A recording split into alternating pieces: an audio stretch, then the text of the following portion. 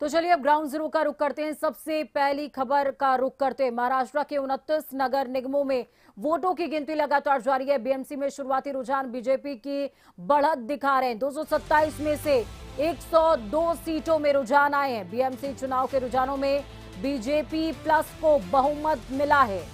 मुंबई में BJP plus 118 सीटों पर उद्धव गुट की अगर बात की जाए तो 69 सीटों पर आगे चल रही है कांग्रेस 12 और अदर्स 11 सीटों पर। बीजेपी ने अपना पुराना रिकॉर्ड ब्रेक कर दिया है। 2017 में बीजेपी 82 सीटें जीती थी।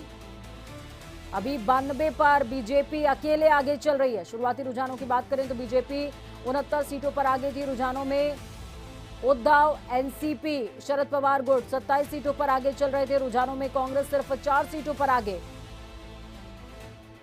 बीएमसी चुनाव के रुझानों में बीजेपी को बढ़त मिली है। मुंबई में 167 सीटों के रुझान सामने आ गए। बीएमसी चुनावों के रुझानों में बीजेपी की सेंचुरी। बीजेपी विधायक की पत्नी बीएमसी चुनाव जीत गई हैं। बीएमसी के वार्ड 182 दादर में शिवसेना यूबीटी की जीत हुई है। तो वहीं बीएमसी के वार्ड संख्या 163 में बीजेपी उम्मीदवार जीते। बीएमसी चुनावों में नवाब मलिक के भाई हारे हैं। मुंबई के वार्ड 165 से कप्तान मलिक हार गए। 59 सीटों के रुझानों में बीजेपी 52 पर आगे चल रही है। शुरुआती बढ़त के बाद पवार परिवार पिछड़ा। पुणे में रुझानों में बीजेपी की हाफ सेंचुरी लगी है। बीजेपी जीती तो बीएमसी में 29 सालों बाद ठाकरे युग का समापन हो जाएगा।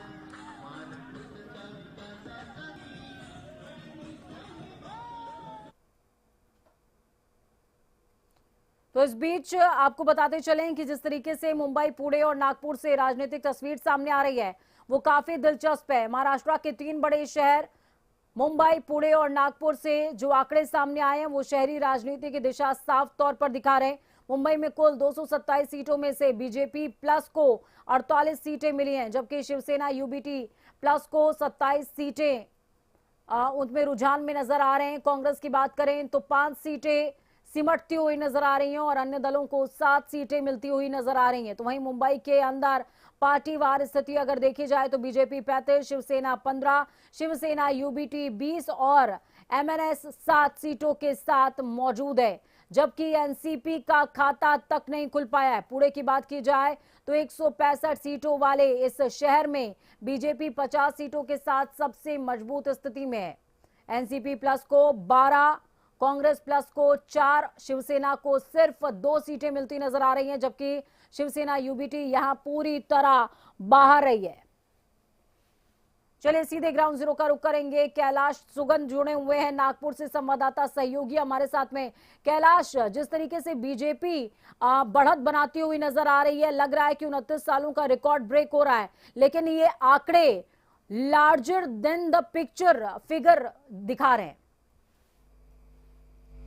जी बिल्कुल। जिस प्रकार से यानी बीएमसी की हम लोग बात करें तो अभी जो ताजा रिजल्ट है वो 99 सीटों पर जो है यानी 99 सीटों पर भारतीय जनता पार्टी आगे चल रही है और शिवसेना शिंदे गुट जो है वो 31 सीटों पे जो है अपनी बढ़त बनाए हुए हैं। और ये जो बढ़त है काफी समय से यानी ये जो चल रही है बढ़त, और जो ठाकरे जो ब्रांड है वो 69 सीटों पर सीमित रह गया। यानी ठाकरे ब्रांड की अगर सीटों की हम लोग बात करें वो 69 सीटों से काफी समय से आगे नहीं बढ़ रहा है। साथ ही हम पिंपरी चिंचवड यहाँ पर जो है यहाँ पर भी बीजेपी जो है यानी बढ़त बनाए हुए जो दिख रही है, और ऐसा लग रहा है कि मानो वहां पर जो मेयर है वो भी भारतीय जनता पार्टी का जो है वो चुना जाएगा। क्योंकि जिस प्रकार पूरे महाराष्ट्र की अगर बात करें जहाँ जहाँ चुनाव हो रहे हैं, लगभग यही देखा जा रहा है कि भारतीय जनता पार्टी जो है वो सबसे ज्यादा जो है लीड बनाए हुए हैं। क्योंकि कई लोगों का ऐसा भी कहना है कि लेकिन कैलाश देखिए, अब जहन में बार बार एक सवाल आता है कि 29 सालों के बाद बीजेपी प्लस जो है वो सत्ता में वापसी करती हुई नजर आ रही है, बीएमसी की सत्ता में वापसी करती नजर आ रही है।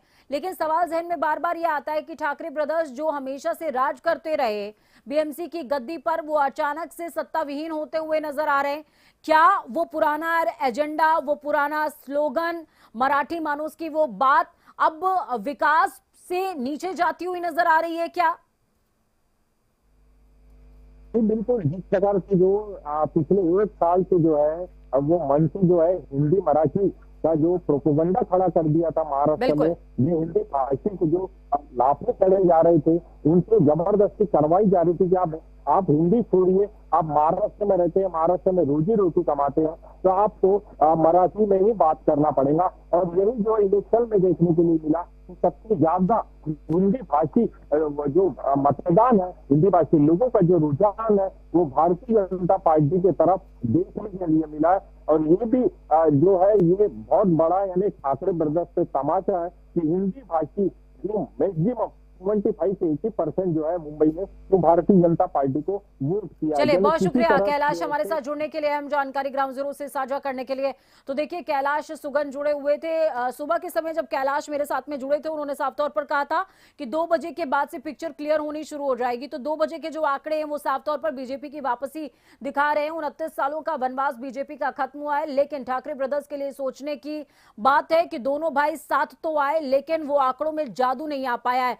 उसकी वजह क्या है? क्या अब लोगों का एजेंडा, लोगों का फोकस, अब उनका दिमाग शिफ्ट होता हुआ नजर आ रहा है? वो एजेंडा काम नहीं करेगा जो बरसों पुराने काम कर रहा था? ये बहुत सारे ऐसे सवाल हैं जिनके जवाब शायद अब ठाकरे ब्रदर्स को ढूंढना पड़ेगा, और मिलकर ढूंढेंगे तो बेहतर रहेगा। वक्त छोटे से ब्रेक का, ब्रेक के उस पार खबरों का सफर लगातार जारी है। बने रहिए प्राइम न्यूज के साथ।